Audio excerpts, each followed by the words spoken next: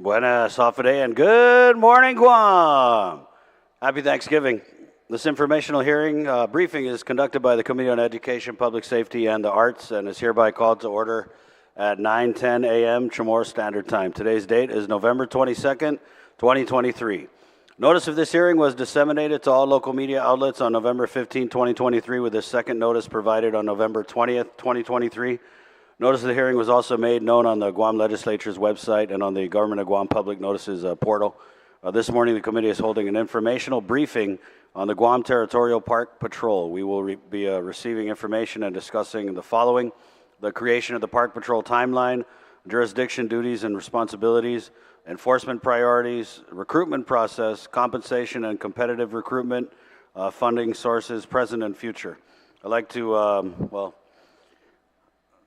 to welcome those present this morning. And I'd like to also welcome those who have come to speak at this informational briefing. Please wait to be recognized by the chair before speaking, and when called upon, please state your name clearly and for record-keeping purposes. That being said, I want to recognize the Park Patrol Superintendent, Joey Terlai. Good morning, sir. Buenas, Hafide. Morning. And if you don't mind, sir, could you just go ahead and introduce everyone at the panel? Antes de eu tutuno, Senator, buenas dan Hafide, good morning. Wow, si Joey Terlai, I'm the superintendent for Park Patrol. To my immediate right is my staff duty officer, Officer Lawrence Osborne. To his immediate right is our administrative services officer, Miss Christine Okru. And to her right is Park Police Lieutenant Pedro Lazama.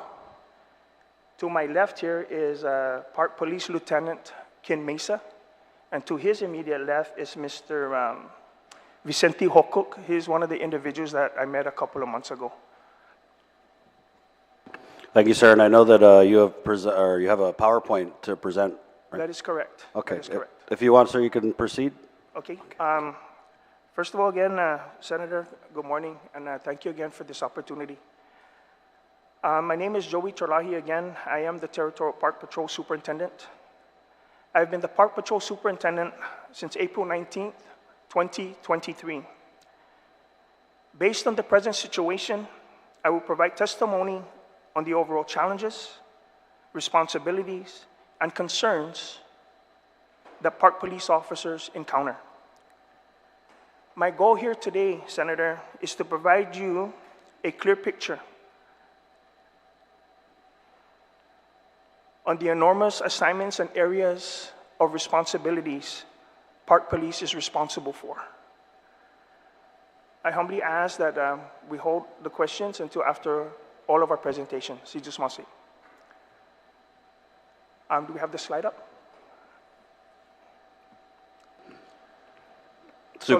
Can you just hold a second while we adjust the microphone? There you go. Thank you. Okay. Si Diyos masi.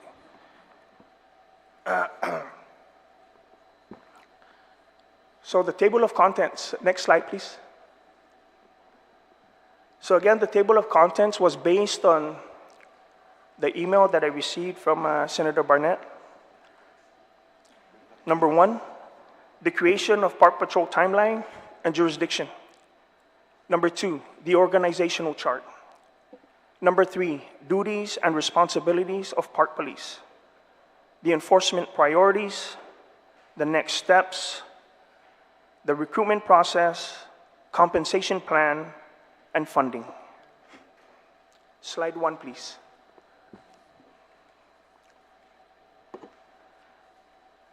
So on August 20, Senator, on August 20, 1990, the Governor of Guam and the 20th Guam Legislature recognized a special need to provide for the general visitor services, protection of persons and property, and the enforcement of laws, rules, and regulation within the areas of the Guam Territorial Park System. Subsection 77203, the creation, the director shall select persons based on qualifications prescribed by the Director of Administration as employees of the section's Territorial Park Patrol. The Park Protection Section shall be under the Parks Division of the Department, and it shall coordinate its functions, activities, with other government of Guam agencies, particularly law enforcement agencies. A substitute bill 1037 COR to Public Law 20-201, recognizing the importance of a park protection section. It was determined that the establishment of a park protection section within the Department of Parks and Recreation will effectively implement these objectives. The Territorial Park Police personnel are peace officers based on 17 GCA, Chapter 51, Peace Officer Standard of Training, or POST. Park Police have the powers of arrest, powers to enforce the Vehicle Code, which is the Title 16 of the Guam Code Annotated, powers to enforce Litter Control Law 10 GCA, Chapter 51. Next slide, please. The organizational chart. Next slide. So there are currently 9 park police officers. We have 1 park police superintendent, 2 supervisors, and 6 park police officer 1s. The Department of Parks and Recreation Park Police organizational chart is designed to define roles, responsibilities, reporting lines, facilitating communication and coordination, promoting efficiency and productivity, and supporting the achievement of our organizational goals and objectives. Slide 3, please. The duties and responsibilities. Subsection 77205, the duties and responsibilities. The duties and responsibilities of a Park Patrol officer shall include, but not limited to, the following. A, the enforcement of all laws, rules, and regulations relating to the park system. B, patrol of the park system to provide information, assistance, and protection for visitors and to protect park resources. C, the issuance of litter citation within the park system. D, investigation and preparing reports on motor vehicles, boat, and personal accidents. And E, arrest of persons for the commission of public offenses within the park system. Now, many Guam residents, Senator, locals, and tourists explore and fully use Guam parks, beaches, and the seashore at its entirety. With the post-recovery efforts of Typhoon Mawar and the rapid push to recover our tourism industry, our policing and services demands are unquestionably essential. We must be prudent in preparation and the safety of incoming tourists, the military buildup, and our locals, especially as Guam parks, beaches are used as primary attractions, gatherings, and festivities throughout the year. It is my hope that I convey to you the importance of recruitment to help overcome the challenges and provide the obligatory safety and security to our people. Slide 4, please. The enforcement priorities. There are 3 components in the enforcement priorities that I feel are equally important to each other, in which it would recognize the community's expectation, as well as Governor Lulian Guerrero's Safe Park initiatives. The 3 components are training, community outreach, and enforcement. Number 1, training. The Territorial Park Patrol has initiated several professional development opportunities for its park police officers for several reasons. Some of these programs are the First Park Police Academy, the First Park Police Reserve Recruitment. Doing so, it helps ensure park police officers have the knowledge, skills, and tools they need to perform their duties effectively, safely, and in compliance with federal and local laws. Also, it helps park police officers develop a deeper understanding of the communities they serve and the complex social and cultural dynamics that shape them. Lastly, it can help promote diversity, fairness, and presence within their ranks by providing park police officers with the knowledge and skills they need to work with people from diverse backgrounds and experiences. Community outreach. As park police officers, we understand the importance of rendering courtesy and respect and compassion to the people who need help. Community outreach allows us to improve the lives of individuals in our communities. Community outreach helps us connect with our community, feel more engaged, involved, and responsible. When we meet the less fortunate out at our parks, we provide them with food, water, and other resources that are necessary and available to assist them in their daily lives. We have also successfully assisted and facilitated 5 less fortunate individuals by helping them fill out employment applications with the Department of Labor, with the National Dislocated Workers Grant, and now they are temporarily employed, assigned to the Department of Education and the Department of Parks and Recreation. Number 3, enforcement.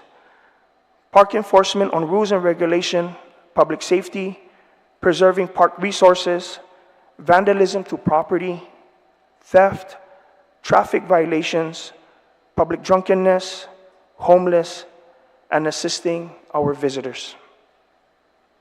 Next slide, please. Next. I'm sorry, next slide again. Thank you. So my next step, Senators, the Park Police section has a strategic plan. A plan that places high value on safety of our residents, business owners, and visitors, ensuring a safe community by maintaining professionalism, increased levels of services, use our resources effectively, be physically responsible, and encourage teamwork, improve the quality of life, and at the same time, maintain public confidence by implementing good practices with good policies, accountability, and transparency. As the Park Police Superintendent, I will remain consistent in the constant review and the assessment of my officers in training, how they interact with the public, use of force, teamwork, crisis diversion. In addition, I will focus on how Park Police officers are doing with community policing and what else can be done to build the bond between Park Police officers and our community. So some of the plans we have at Park Police, number 1 is the Standard Operating Procedure Committee. I have created a 3-member SOP committee. By doing this can lead to numerous benefits for our team, including improving employee efficiency and productivity, and also streamlining their initial and ongoing training. It is crucial in maintaining the operational integrity of an organization. They play a vital role in setting clear expectations, ensuring quality and efficiency, and keeping all team members aligned towards that common goal of the organization. Number 2, the Training and Staff Development Section. The creation of Training and Staff Development Section is important for enhancing employee skills, knowledge, performance, ensuring professional growth, promoting organizational effectiveness, and adapting to evolving needs and challenges. At DPR, we recognize that our employees are the most important, valuable, and productive asset in our department, and retaining and training them is our top priority. Number 3, Reformed Incentive Initiative. Park Police Section recognizes the importance of employee recognition and appreciation. Rewards and recognitions, benefits, rewards and recognition benefits and grows a culture of innovation and productivity in our agency. And therefore, Park Police Section is dedicated to creating an awards committee to honor and recognize top performers.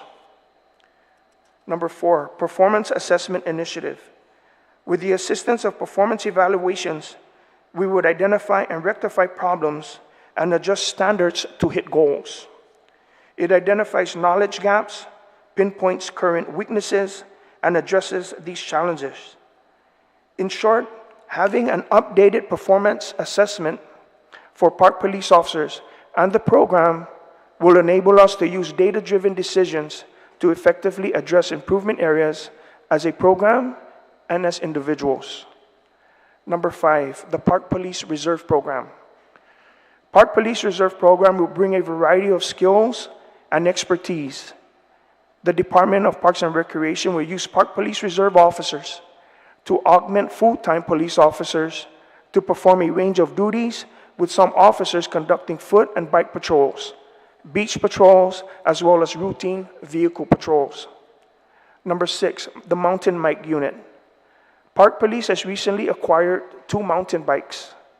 The recent creation of a mountain bike unit is necessary in Park Police duties. They are silent in operation, quick turnaround, travel on one-way streets and other areas not accessible by vehicle. Lastly, the recruitment. Our current Park Police officers are all Peace Officer Standard of Training compliant. They work hard every day to protect our visitors and locals that utilize our parks.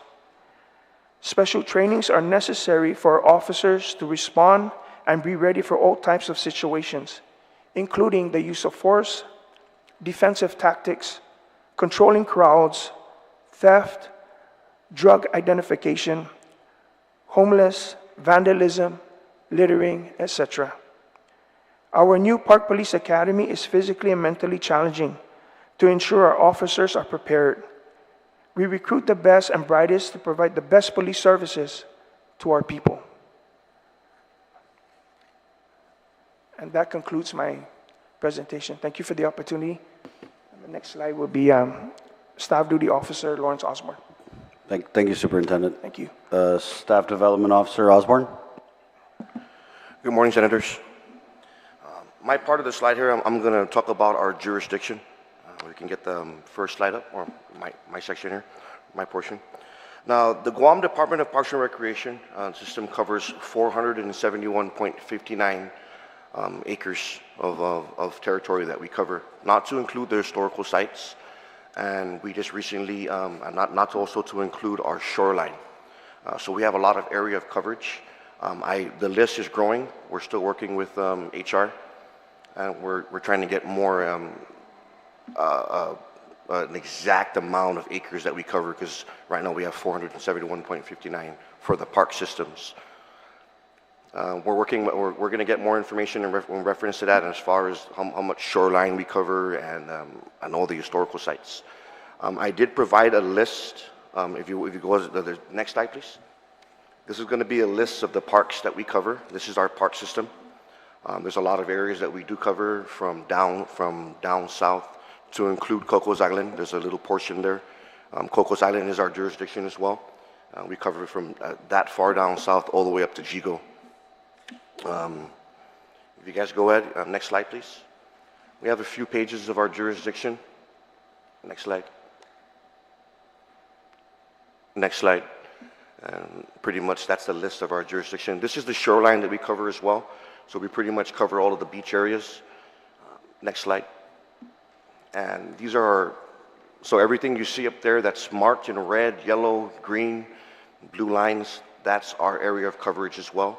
Those are our historical sites. So that just so you guys can visualize our area of coverage, and that's what we have to take care of as well. So these are the historical sites. Next slide, please. And these are the list of the parks that we also cover. So as you can see, we have a lot of jurisdiction and a lot of coverage in our hands. Next slide. And that concludes mine. Thank you, Senators. Thank you, SDO Osborne. Christine? Good morning, Senators. I'll be covering the recruitment process. The recruitment process for DPR, for the Park Patrol. Ma'am, please state your name for the Oh, record. I'm sorry. My name is Christine Oakrill. I'm the Administrative Services Officer for the department. I'll be covering the recruitment process and the compensation plan. The Department of Parks and Recreation is a line agency. We comply and follow the Department of Administration's personnel rules and regulations. Chapter 4, filling the position in the government of Guam. I listed everything you can see in the PowerPoint. 4.00 is the appointment through the merit system, and it goes down to recruitment, examinations, filling of the vacancies, maintenance of list of authorized personnel, certifications from eligibility list. The department fills the position description questionnaire, which is called the PDQ, and the supervisor and the department heads reviews it, signs it, along with the personal action for the recruitment of that particular position. Then all documents are forwarded to the budget office for review and approval. When approved, the documents are forwarded to the Department of Administration recruitment section, and they take over the entire process from 4.001 through 4.004. Certification packet, when it's completed, the personnel officer is notified to pick up the packet to conduct the interviews of the applicants interviewed, to be interviewed. So that's when we do the process of the interviews is for the eligibilities of all the ones that were selected. We go through the interview process, and then that's when the director will decide, after the panel members decide or recommend who the applicants are going to be selected, then it goes to the director to select who is going to be selected, provided how many positions that we're filling. It goes through the entire process, and then we submit everything to DOA, and then that's when the DOA will actually process everything. When we're notified who, we go through that. After we're selected, they still have to go through, they still have to go through the, what's that? The training, of course. And then it goes through all that, and then it goes through 4.417, 4.18, cancellation or disqualification, and then 4.601 is the permanent appointment is granted to an employee that successfully completed the probationary period of 6 months in the permanent position. That's the recruitment process. The compensation plan, which is, next slide, sorry. Compensation plan 5.101 is the pay grades for all classes of positions that are assigned by Civil Service Commission. So we go through that whole thing.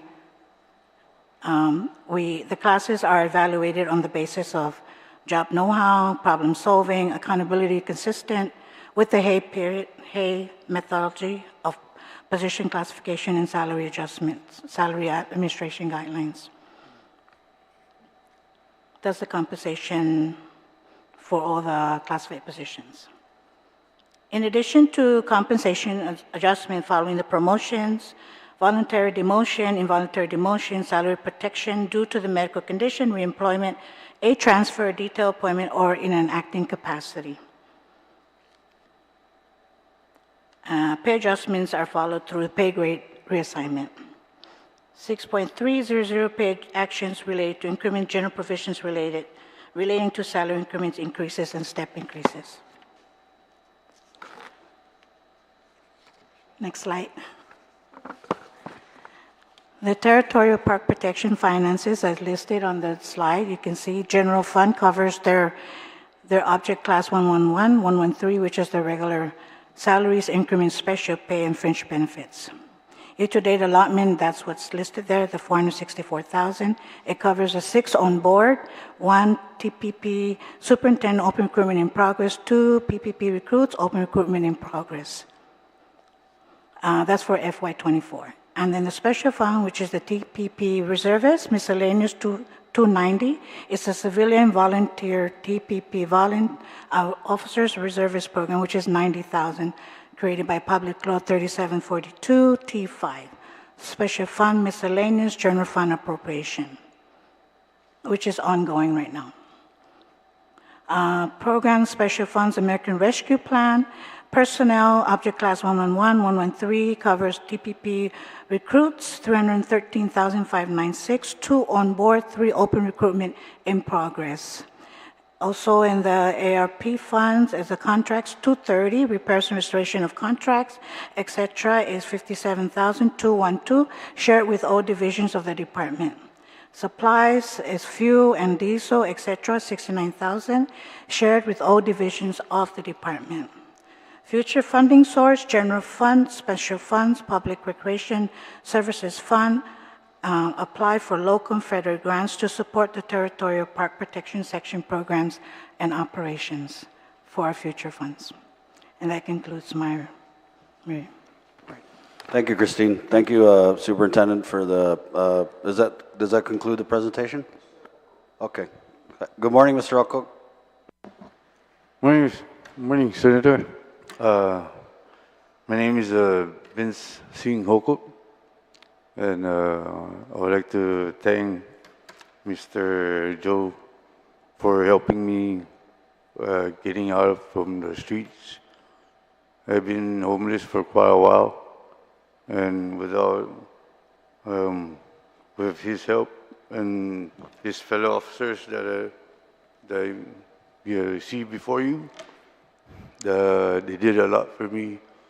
He actually gave me a job. He got me myself a car, a home to live in, and now I'm living a new life. So I do appreciate everything they done for me, and they did. At first, I was out of the Cathedral Church for quite a while, nothing to eat, starving. I had to find ways to survive until Mr. Joe came by and started to help me out in a lot of things. With the employment application, it started from there, and now I'm sitting here before you guys, and I would love to,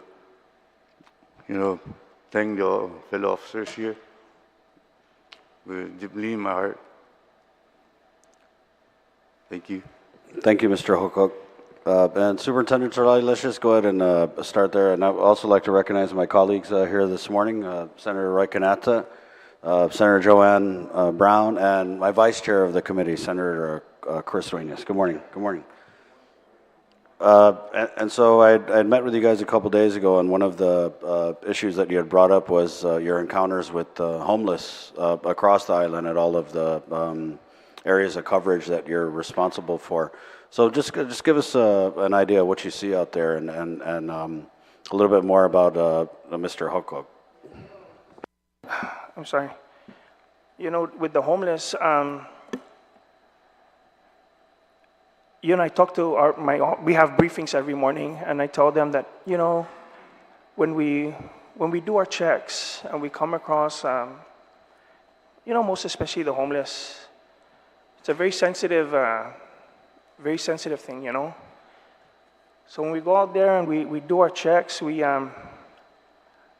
like for me, I'll speak for, like with me, for example, it really it hurts to see that. So we go above and beyond. Our officers here, we take out of our pocket, out of our wallet to provide, food, water, and in Mr. Hokuk's case, it was employment. So Department of Labor, Department of Labor had that program to help individuals like Mr. Hokuk. So I saw that as an opportunity to help. And what we did was we brought 5 of them to our office. We fed them, gave them water. They didn't know how to fill out an application. So we went through the numbers.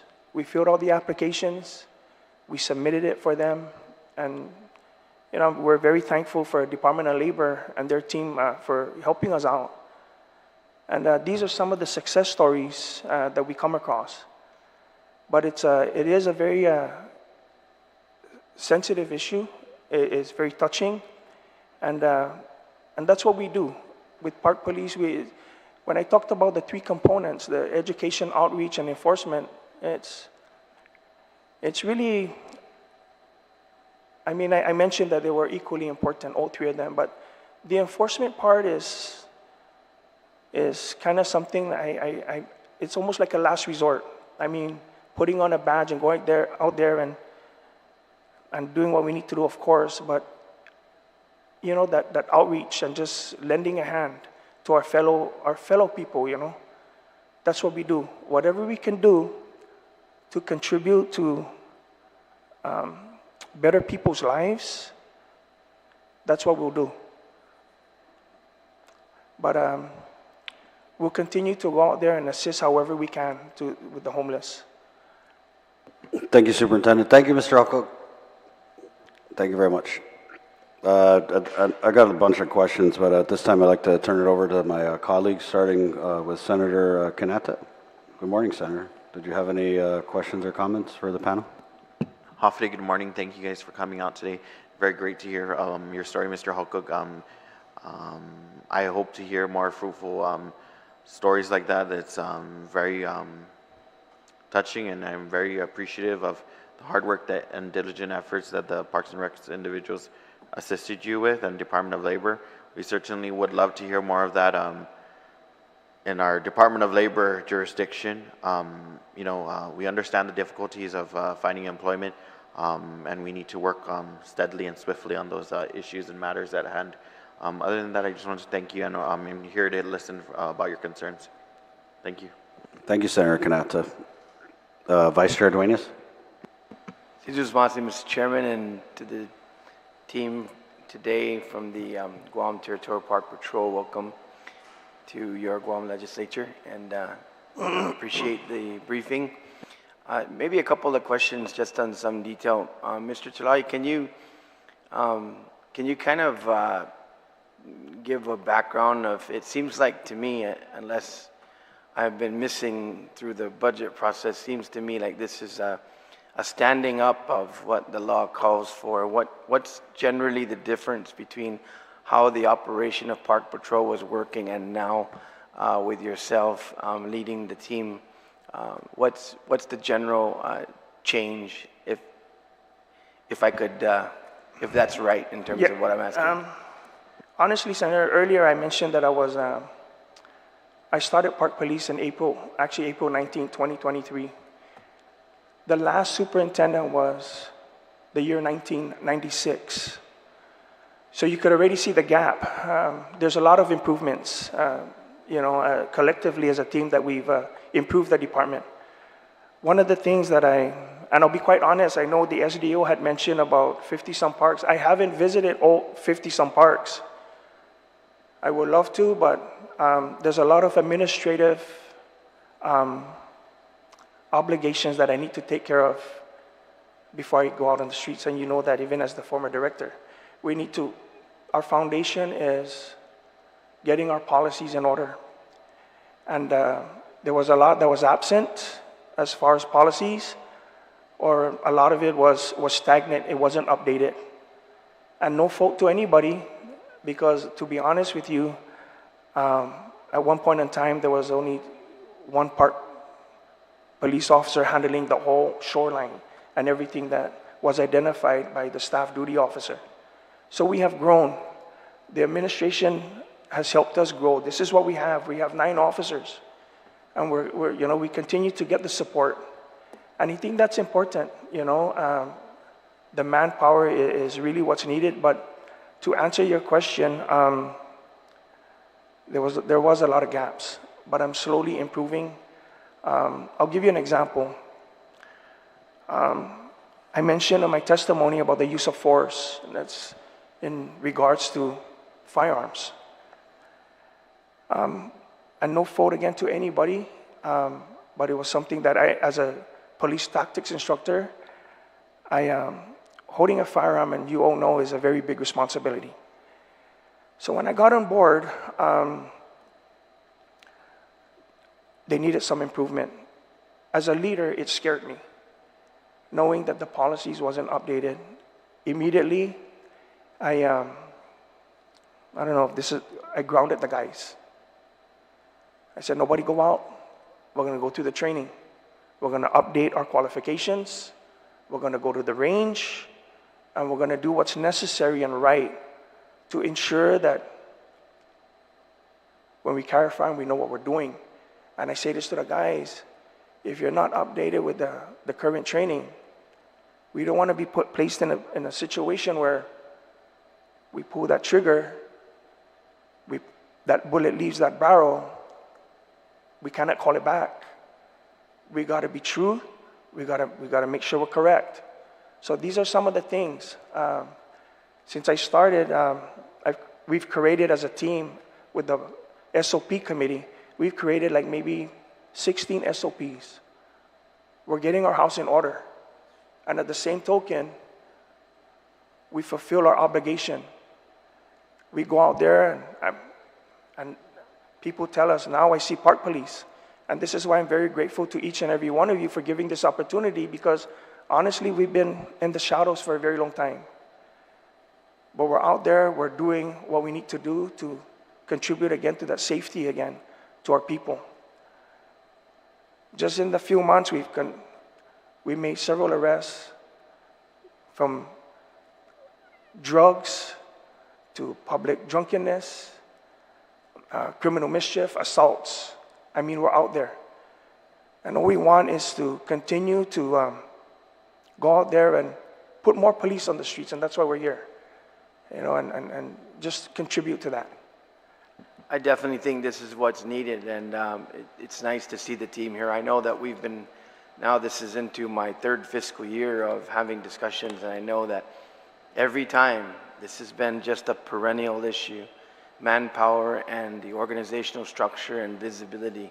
So I think I think, you know, the people going, this is what we need, and we need this in those areas, because these are where people will go to, these parks and areas where they feel maybe the visibility is not as high, protecting our people, protecting our tourists, you know, protecting our island and keeping our resources, you know, managed. So I appreciate that. So that's why, going to my second question, are you in the same radio communication and other communication capabilities with, and if it's not, that's cool, you know, we got to, but with GPD and, you know, that kind of have that, that direct line?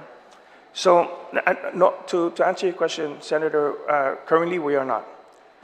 We do have problems with communications. We just recently acquired our portable radios. It's now just a matter of hooking up with the Guam Police Department. But I know where you're going as the director, officer safety, and you know, given our current situation, our job doesn't stop. We continue to perform. So what we've done is our form of communication is our cell phones, but we don't conduct ourselves solo operation, meaning one officer, one car, go out there, do your checks. We partner up for safety reasons because of communication challenges. But when we go out there and we come across a situation, when we call for Guam police assistance, utilizing our cell phones, they're always there. So with the communication issue, it's not really it is a challenge because we want up close and personal right away when we call, but we still achieve what's needed with what we have. But we did acquire our radios. It's just now a matter of identifying the funding and hooking up with the Guam Police Department, but still manageable. One suggestion I might make, if it's not already in existence, but that you're right. I mean, all of us carry this thing around now, right? And we can't get away from it. Sometimes it's dangerous, but they exist. But maybe creating a chat group with all of your partners, GVB, having a points of contact that exists, Department of Youth Affairs,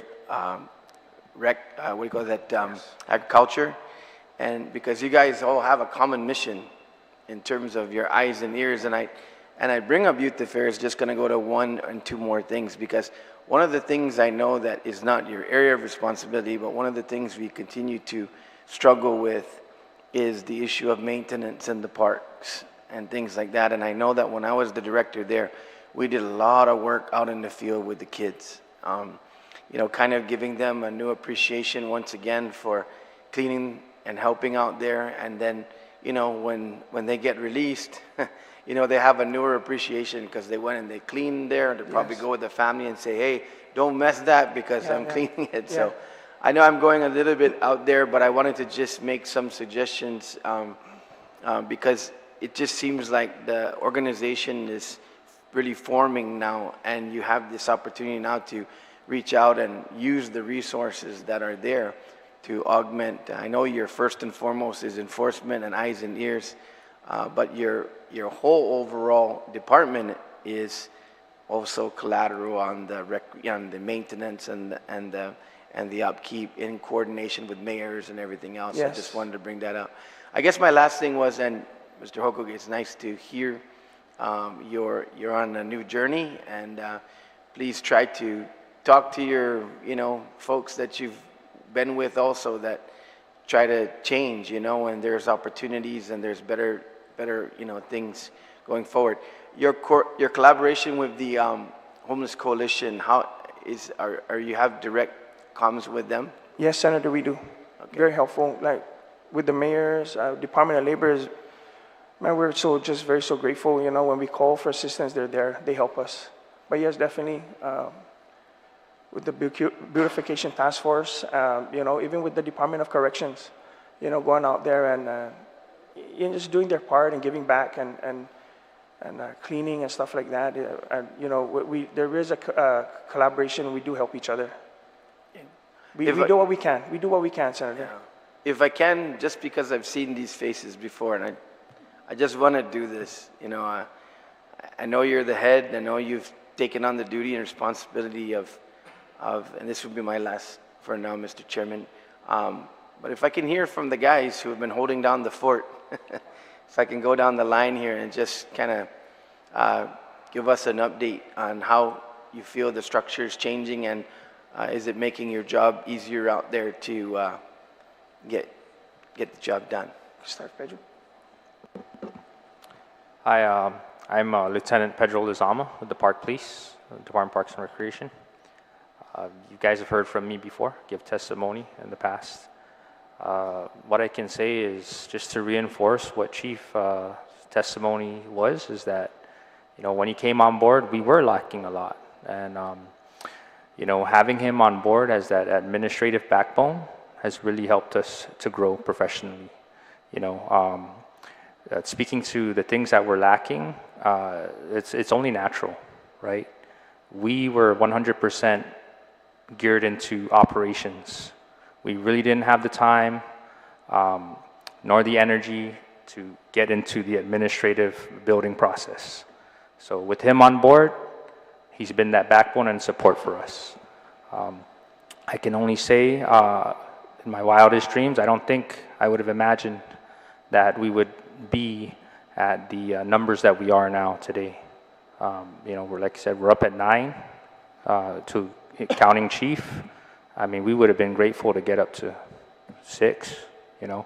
But even at that, right, we're still sorely lacking as far as the level we need to be at to be operational. But other than that, that's all I have to say for, you know, my testimony today in regards to Chief. You know, I should have spoken first because that's exactly what I was going to say. You know. Okay, thank you. Mr. Chairman, I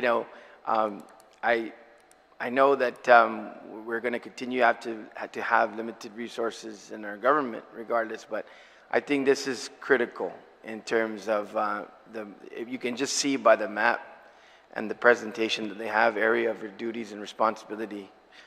In closing of this line, the reason why I did say this though, guys, really, because you have so many partners.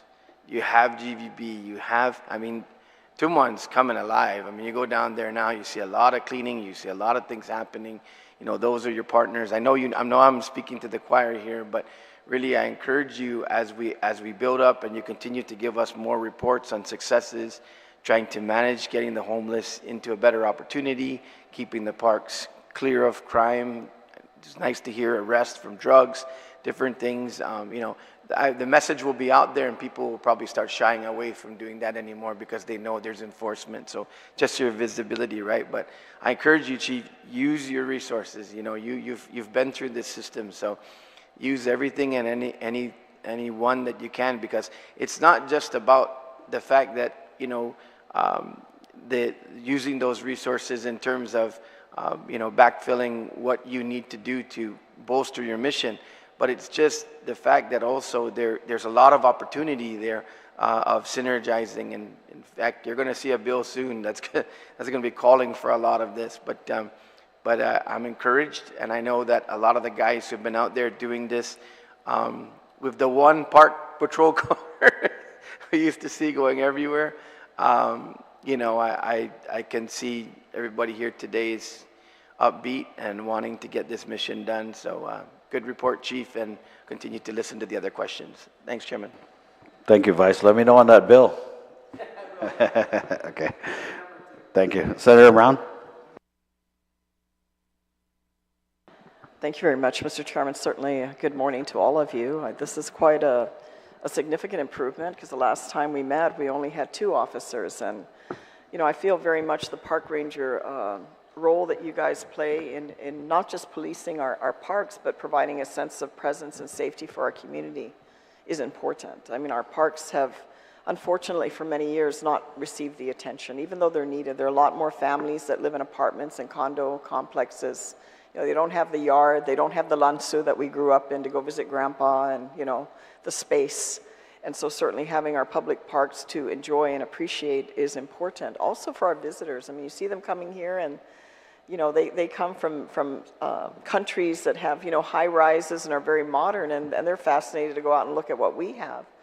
And so more the reason we need to provide the best presentation possible, because they're certainly a very important part of our economy and contributing to our island, but also the experience. We want them to have a positive experience when they leave Guam, because it's, you know, it's a relationship we want to keep and maintain, and we're prideful of our island. We want to have that feeling to be shared with those that also come to visit.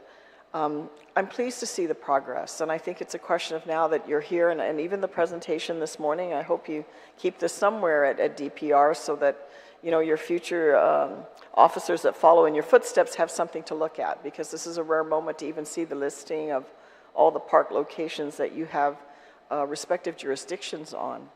But consistency and follow-through is important, as you know. If people, you know, if they see a laxness out there, they have a tendency to abuse it. I mean, I don't understand how anyone would go to, you know, our public parks or our beaches and then celebrate and then leave all, you know, their trash and everything else and not respect the space that they've had the opportunity to enjoy and should leave for others.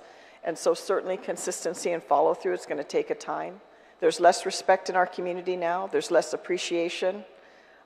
You know, everybody's for me and what I want and what I need, and the heck with everybody else attitude. And I've seen it. Those of us older ones that have been around a while really see the difference. And there are a lot of people out there that don't respect their community and don't respect their island and don't respect themselves, quite frankly.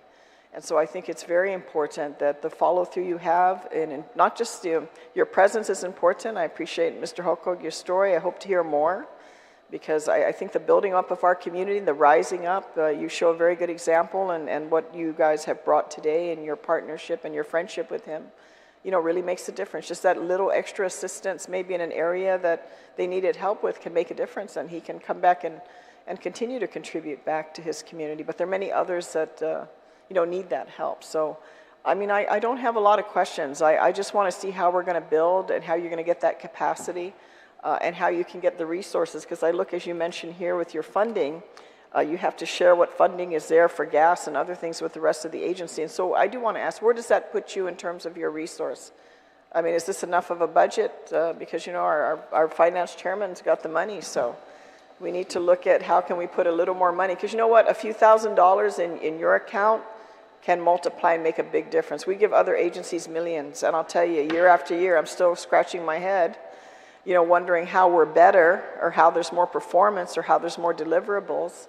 And yet some of your smaller agencies and operations, gosh, just a few $1,000s can really make a difference of how you can stretch and improve, and it's measurable and it's visible. So I just wanted to We need more ask. funding for Okay. supplies and equipment for them. They don't even get overtime either. Just for your division in particular? For okay. Park For Patrol, the the Park funding Patrol. that's there is Okay. for fuel and these, it's for the whole department.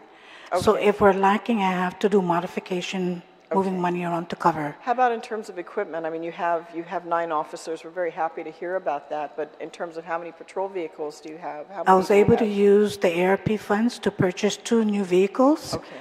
And a truck also. The truck's also, so we have 4. Okay. We had 1 for so many years, right? So now Yes. we added another 3, but we would like in the future to purchase additional vehicles for them because they partner up, but there's only two vehicles that actually really run, 3 actually. There was a number of years ago when Park Patrol, they really had a lot of focus. They had a number of vehicles, and they were very visible. You saw them all over the place, and then at some point, things just slid down, and the presence was almost non-existent. Like you said, how can one officer even begin? And then to wonder, do I have support? Do I have backup? Is there anyone to help me? So I'm happy to hear that, but I'm sure that as we advocate, we're already getting into the new budget year. That's something we would like to look at, and I'm sure we'll support to have your specific budget for what you need to have the equipment. And what do you need in your radios? What more is needed for you to be fully operational so that you are interconnected with each other and also with other law enforcement that you need? What more is needed to facilitate that so you're at that operational level? Right now we're trying to, with our report writing, as far as our report writing, we do everything, we write everything on Word, and then we submit it to Records and ID. We're trying to get on board. We're going to try to find some funding. She's going to try to find some funding where we can actually get on the system, where we can be on alarms, so we can automatically update our system, and it can go to Records and ID right away, rather than us bringing it up there, because sometimes Record and ID, they have hours of operation. So we're going to work on something where we can at least get 2 or 3 computers with the Learn system, so we can do our be up to date with our report writing. Communications, we're working on the communications. We were able to get some monies for some radios. Well, we're going to need more money for as the officer grows, as we increase. We're going to need more radios. Communications, we're getting there. We're building it, and we're almost there. Well, I appreciate you giving us an update, because I think, like I said, a few $1,000s can make a big difference in your operations, and your ability to communicate quickly on certain circumstances is almost absolutely necessary. It's not a luxury. And then also, if you need to interact with your fellow law enforcement, you need immediate response or backup, or vice versa. I think the presence of you, it's also like the conservation officers, Department of Agriculture. I mean, I want to see all you guys elevated at that same level and the same respect and the same recognition, because you all really, when you get right down to it, while you have specific issues you're working in and areas, you really all are supposed to be equipped to perform the same level of enforcement that's needed when it's needed. And there are times when circumstances have happened where, it's all hands on deck. They're going to need your help, and there are going to be days when you're going to need their assistance and backup. And I like the idea of multiplying that presence, that people know, and even in their villages, they know, they see your presence. I mean, they may be worried about the safety of their home and see you driving by. It's a good feeling. And it's sad we have to live in a community like we are now, but that's the reality of where we're at. And, your presence can help offset as well. It's not like you're the pretend police officers, right? So I think it's important to expand that awareness and that presence, because there's a need for it. And I think the community will feel more comfortable. People will feel more comfortable going to the parks if they know, hey, you guys have a presence there, and they can be safe. And they can enjoy the park and have time with their family and not worry about their own safety, which I know for a lot of people is a reality right now. And a lot of people don't go because they fear that. And then it's the maintenance of the parks, and people not vandalizing the parks, people not, dumping trash. When I drove through Tumon the other day, I was pleasantly surprised at the level of, I'm seeing the progress there. I surely should commend Governor Gutierrez and company next time I see him, because as I drove down past EPAL and I looked at GVB going down, I said, wow, this is the sharpest, cleanest presence I've seen in many years. And what a difference. I go, what an image. I mean, this is something of a standard we'd like to see, and we'd certainly like to see that in our park system as well. And I know it goes hand in hand with other things, but your presence and the building up that you're doing, I commend you. I want to continue to see that growth. You know, and as long as your officers, you're responsible, you're doing what you need to do. I like the fact that you're making sure everybody's properly trained and equipped and prepared, because, you know, you guys encounter you encounter it all out there. You literally encounter it all out there. So good luck to you. I hope to hear more, and I'm sure that your presentation this morning will encourage us. I don't doubt we'll advocate in this upcoming budget, since I do sit on the budget committee, to make sure we get some money your way so that you guys can continue to do the work that you're doing. And we look forward to seeing and hearing more of you. Thank you, and happy Thanksgiving to you, and thank you, Mr. Chairman. Thank you, Senator Brown. Yeah, make sure you guys deliver empanada to Senator San Augustine right around the when it gets to the budget season. Senator Kanata? Real quick, I'm not too sure if Tengisan is under your jurisdiction just yet. I understand it's one of the federal properties that are supposed to be realigned back into the government's inventory. But certainly with that park, we've been continuously doing annual beach cleanup. I forgot what it's called.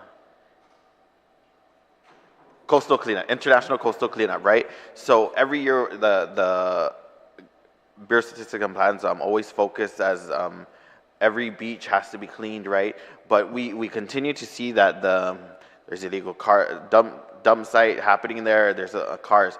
So I wanted to ask you guys. I understand that there was some power poles that were damaged during Typhoon Mawar.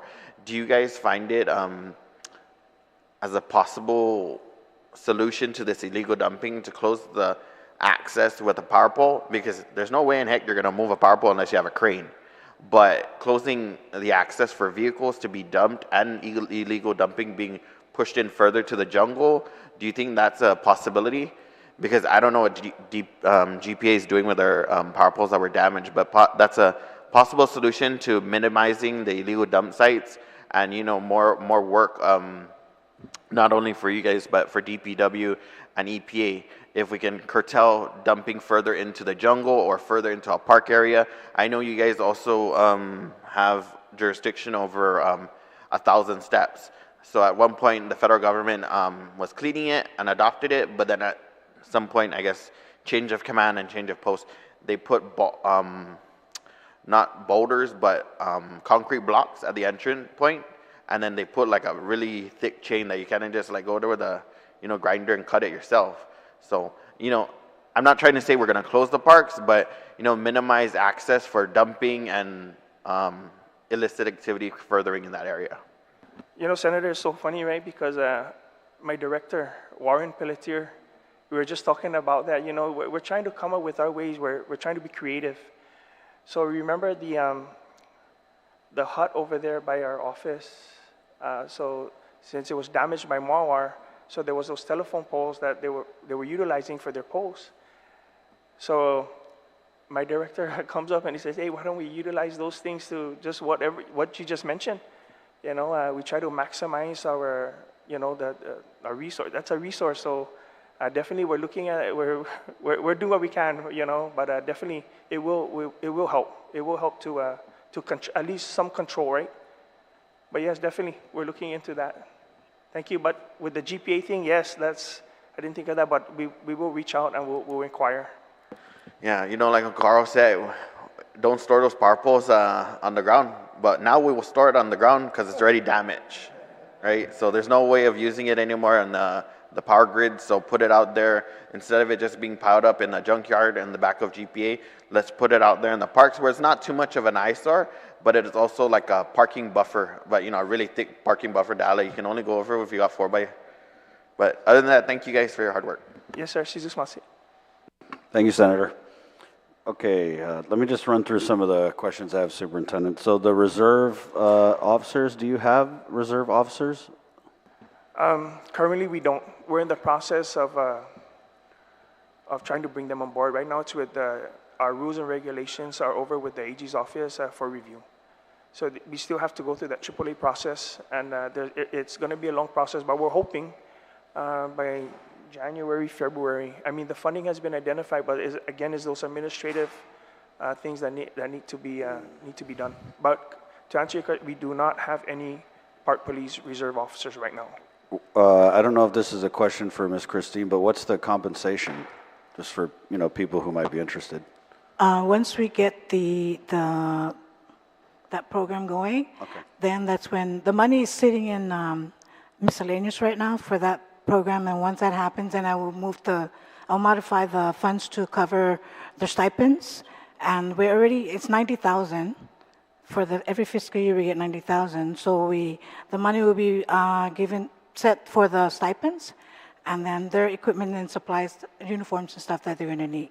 Let me just, ma'am, if I could, because I wasn't here last year, but was in the budget request for Parks and Rec, was all of this Territorial Park Patrol included in the budget request? Yes. For last?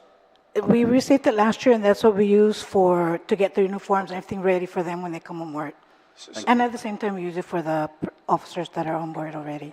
Yes, so Senator, to add to that, it is a stipend. They're not under payroll, but if we bring the Park Police Reserve officers on board, they would have to perform 42 hours to receive a stipend of $500 a month.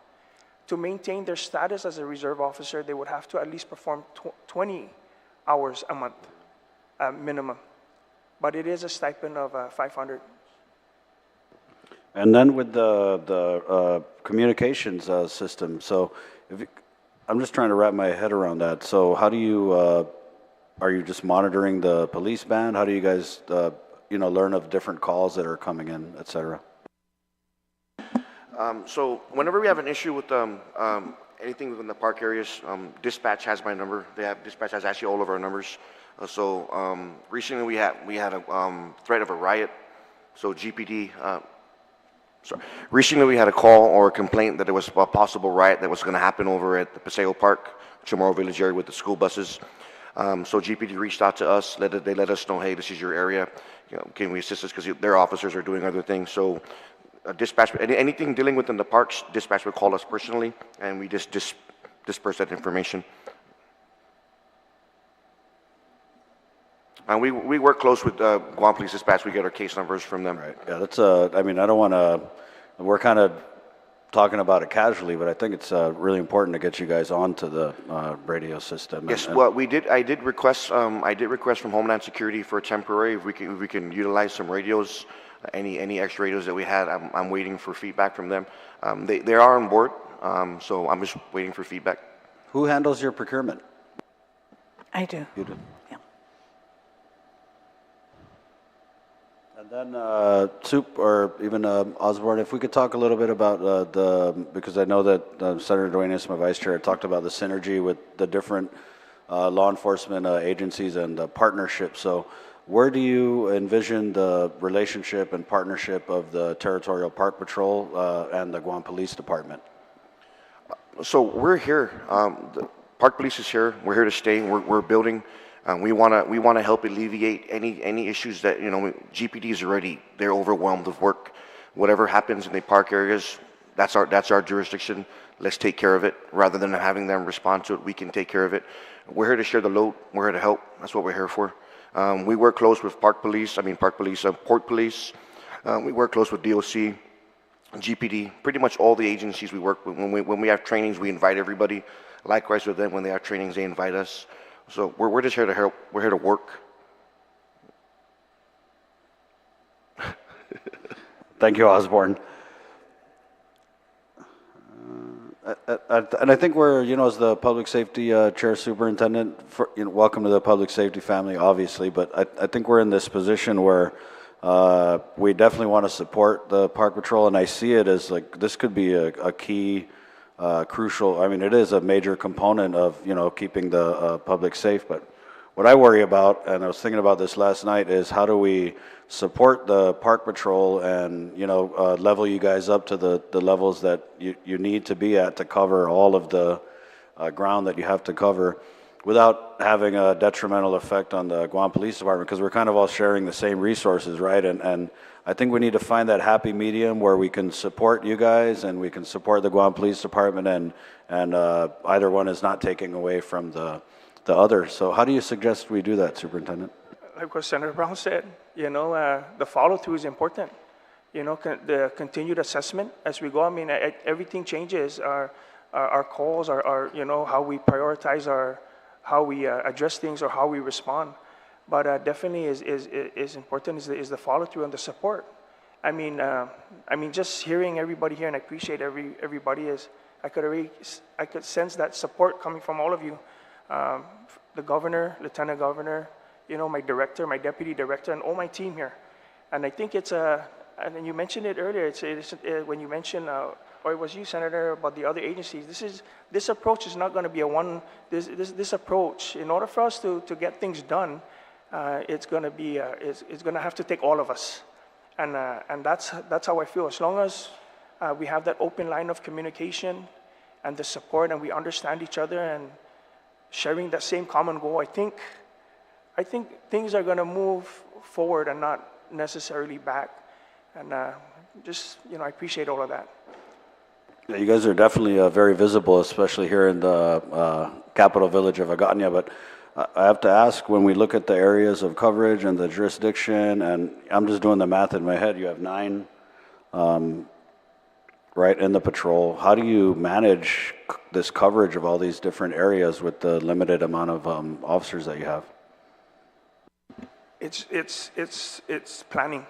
It's just prioritizing the calls that come in, but so far it's been really manageable. I mean, the presence, it really deters a lot of things. I mean, we go out there and we show strong presence. It really demonstrates our existence out there, and people see it. Yeah, we just continue with those efforts, just go out there and show strong presence. That's important. I mean, the parks, I can think of a couple parks down south where we've had very heinous crimes committed against women. So that presence of you guys is very crucial. And I heard a little bit about when we met a couple days ago about how you manage your patrols of the island. Can we get a little bit more on that? How do you, 2-man teams? You do the whole island? So currently, because of our communication issue, we double up. Everyone doubles up. We don't send anyone out to a call by themselves. And we're pretty much here to help GPD alleviate any of their issues that we have, or that whatever they have within the park areas. We try to help alleviate those calls. We do double up. We do double up as a team. Supervisor takes one, and we try to have the 2 people in the car, because we can't just send one officer down in Pneumatic, and then we have one call up in Jigo. The response time is kind of going to be crazy for that. So we double up. That's what we're doing for now. In addition, Senator, when we get calls and we respond, the assessment starts there. From the call, we ask the necessary questions. Hey, what's this call? Is it a gun? What kind of gun is it? So we don't make the assessment necessarily when we get there. The assessment starts when the call comes in. We try and get all the information possible. So when we get there, we know exactly how to address things. But to answer that we talk about it in officer survival training. We be creative. We try to be like that Nostradamus guy. We try to see things before they actually play out, right? So these are the things. If it's a matter, what are the possibilities? Where are our vulnerability areas? These are the assessment that officers, when they respond, the decisions they make in their mind, it's life, right? When they respond, they don't know what they're getting themselves into. So whatever information they get, they start assessing, hey, do we need to reach out to other resources like the Port Authority Police, Guam Police? Where is this at? Do we need to be there right away? Let's continue to assess this. Even when we get there, we don't rush in there. We see what's going on, but we continue to assess, hey, officer safety, number 1 priority. So, and like I said, when we go and we respond to these, I'll call it life and death situation, because it's really, it could be. But when we call for GPD, or even with the Port Authority, game wardens, they come out and they assist us. Do we need to approach it right away? No, we don't. We continue to assess. Thank you, Superintendent. Senator Brown, could I recognize you? I just wanted to ask, because you mentioned you don't have any funds for overtime, so I mean, what are your hours? What do you do if it's a evening situation and your need is there to respond to something at the parks? And sometimes that's when all the strange things happen, is when it gets dark. So how are you able to address that with no overtime funds available for your officers? Comp time. Because they work, they have 86 hours, right? That's the regular time, 86. So 43 every pay period, every week.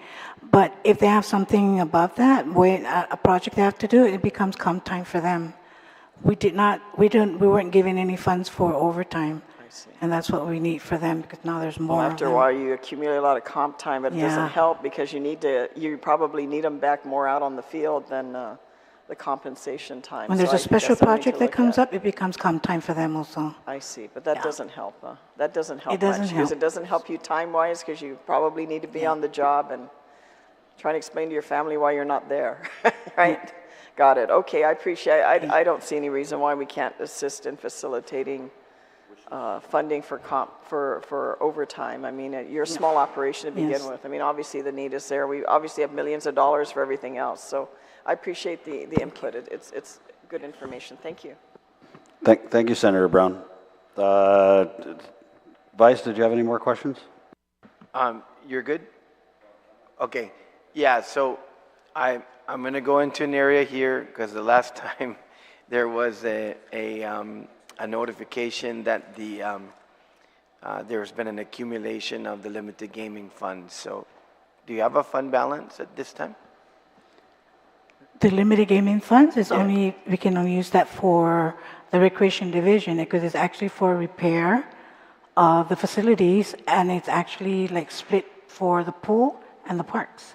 Okay, so Yeah. those are obligated. Yeah, those right? are obligated Okay. for the pool and the lifeguards and stuff, like recreation division, actually. Okay, I created the fund, so I was just trying to make sure, because the last time the fund balance was very high, so I wanted to make sure it's if it's all obligated and it's being used, that's good. But And it's I was going to just say, for recreation if it division. continued to grow, I might JV that over, but other than that, good to go. Thank you, Mr. Chairman. Thank you, Vice. Superintendent, so when we met a couple days ago, I'd asked you guys about a wish list, right? And I don't mean this in, because it's Christmas. I mean, just tell me, based on the jurisdiction and all the areas of coverage, what would be an acceptable level of, officers and funding or equipment that you guys would need to be able to carry out these mandates that you're obligated to? Senator, thank you for that question. Given all the taskings, right, and all the additional taskings that I'll say obligated, wish list, personnel is one for sure. We're talking about officer safety and everything, and given the wide range of areas of responsibility, and you saw on the board there, with personnel, I would be really comfortable. I don't know, maybe shooting too much, but I would say 30. I mean, given everything that's in front of us, most especially our priorities with officer safety, and pretty much, the community's expectation that they go out there and that they enjoy the parks, are safe, and they see the police out there. It's all of it. There's not one, I don't know, there's really not one that I could it's everything, the community. I mean, maybe that question would be even better asked by, with the, I don't know, Mr. Holcook or the community, but community expectations is that they're, that they feel safe, and we'll do what we can. Thank you, Superintendent. Is there anything that anyone else would like to add? You guys are going to talk back there, or are you good? Huh? Okay, we're good. All right. Vice, you good? Okay. So, I called this informational hearing because I know that it was a very old law, and we kind of dusted it off to meet the public safety needs of our community. Yeah, we definitely do want to give you the support to increase that visibility and to, take a little bit off the Guam Police Department's plate. But again, like I said earlier, we want to make sure everyone in the public safety family has some rice and some kaddu, and, enough meat to get full. So thank you, Superintendent, and I appreciate all of your you guys' service. I mean, it's a jungle out there, and you know it's we read about it in the news every day. A lot of things happening at the park. So definitely thank you for your service, and happy Thanksgiving. Happy Thanksgiving, Senator. All right. If there is nothing further, this concludes today's informational briefing. If you have any questions or comments about what was discussed at today's briefing, you may contact my office via email at malafunction@guamlegislature.org. That's MALAFUNKSHUN@guamlegislature.org. We're located on the second floor of the Guam Congress Building at 163 Challenge Santa Papa in Agatna. Thank you all for your participation. This informational briefing is adjourned at 10:25 Chamorro Standard Time. Go see Senator Chris Malafunction Barnett. Hasta. Adios. Happy Thanksgiving, Guam.